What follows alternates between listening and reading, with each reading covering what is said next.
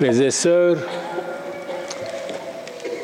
dimanche passé, nous avons célébré la fête de la lumière. Beaucoup d'entre vous, vous avez pris des cierges bénis. Même ce dimanche, si quelqu'un n'a pas eu, ou quelqu'un qui est nouveau ici, vous pouvez, on va vous distribuer encore des cierges si quelqu'un désire. Ces cierges, ces bougies, quand vous avez une angoisse, une prière à demander à Jésus-Christ, une seconde allumée, attention à l'incendie, de ne pas oublier allumer. Et après avoir récité le Notre Père, je vous salue Marie, pleine de grâce, vous allez éteindre votre cierge et vos lumières brillent dans votre maison et vous allez dormir tranquillement. Dimanche passé, nous avons parlé de Siméon poussé par l'Esprit Saint pour voir Jésus-Christ, la Vierge Marie et Saint Joseph. Et une femme prophétesse, Anne, fille de Phanuel de la tribu d'Azer, était là aussi pour bénir Dieu. Et l'enfant Jésus grandissait en sagesse et la grâce de Dieu était sur lui. Aujourd'hui, vous venez d'entendre la parole de Dieu, le prophète Isaïe, le psaume, Saint Paul et l'évangile de notre Seigneur Jésus-Christ, loué soit son nom. Vous avez entendu plusieurs fois le mot « la lumière ». Moi, j'ai compté dans les lectures, il y avait 11 fois la lumière. 11 fois la lumière. La lumière, Jésus dit « Je suis la lumière du monde. Qui marche à ma suite ne peut pas tomber. » Isaïe dit « Donnez le pain à ceux qui ont besoin. Revêtez ceux qui n'ont pas de vêtements. » Bien sûr, Saint Augustin est à votre disposition. Quelqu'un désire, on peut toujours lui donner des vêtements, du pain s'il le faut, alimentation, de confiture, matériellement, spirituellement, religieusement, et nous pouvons, selon nos possibilités, aider les hommes et les femmes de la société blessés, abandonnés, égarés, naufragés. Alors, l'évangile de ce dimanche est effectivement, ça commence par chapitre 5, Saint Matthieu, verset 11, jusqu'à verset 13 et 16. Heureux êtes-vous, Jésus dit, quand vous êtes calomniés faussement, vous avez une grande récompense au ciel. Les prophètes aussi avant vous étaient persécutés. Et Saint Paul dit à son disciple Timothée, quand on est religieusement fort et forte, nous sommes persécutés, mais n'ayez pas peur. N'ayez pas peur. Comme Jésus disait, vous allez avoir des troubles dans la vie. Mais j'ai vaincu le monde. J'ai vaincu le monde.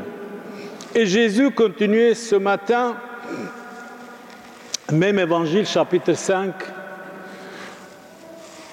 versets 13, 11 jusqu'à 16. Vous êtes le sel de la terre.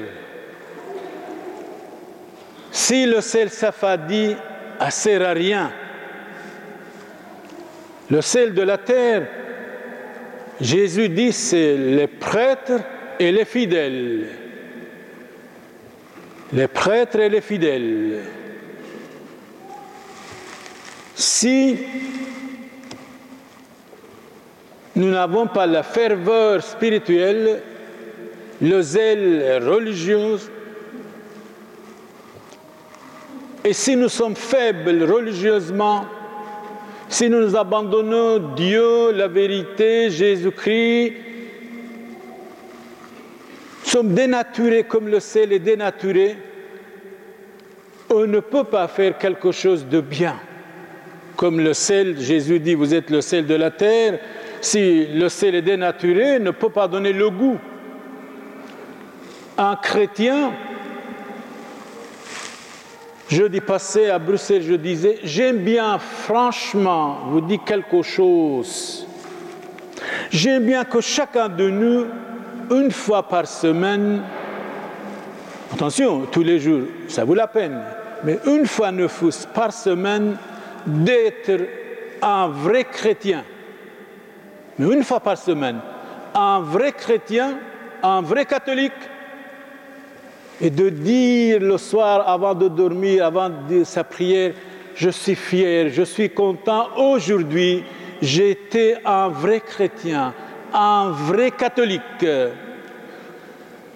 Je n'ai pas murmuré, je n'étais pas curieux, curieuse, je n'ai pas eu la médisance, j'étais gentil, j'ai fait la charité, j'étais vraiment, j'ai chassé de moi la médisance. Je vais dormir tranquillement. Une fois par semaine, si on devient de vrais chrétiens, de vrais catholiques, alors là, nous sommes le sel de la terre et nous devons donner le goût aux autres. Mais souvent, nous sommes tièdes. Nous sommes souvent pessimistes. Nous sommes souvent découragés. Nous sommes souvent désespérés. Nous murmurons tout le temps contre l'un ou l'autre. Le voisin contre le voisin, la femme contre son mari, le mari contre sa femme, les enfants contre les parents contre les enfants. Parce que, comme dit dans l'Apocalypse, si vous êtes tiède, j'aime bien vous vomir. Jésus n'aime pas les tièdes. Donnez le goût, le ferveur. Même les païens, d'autrefois, ils pensaient et ils disaient pourquoi les hommes et les femmes deviennent chrétiens? Pourquoi les hommes et les femmes deviennent catholiques? Ils se posaient la question, un autre leur disait c'est simple, parce qu'ils s'aiment. Ils s'aiment les uns les autres, il y a l'amour entre eux, l'amour de Dieu, l'amour du prochain, l'amour des faibles, ils n'ont plus l'égoïsme.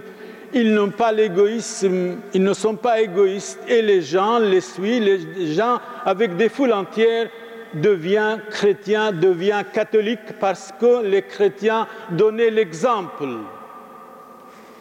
Donnaient l'exemple.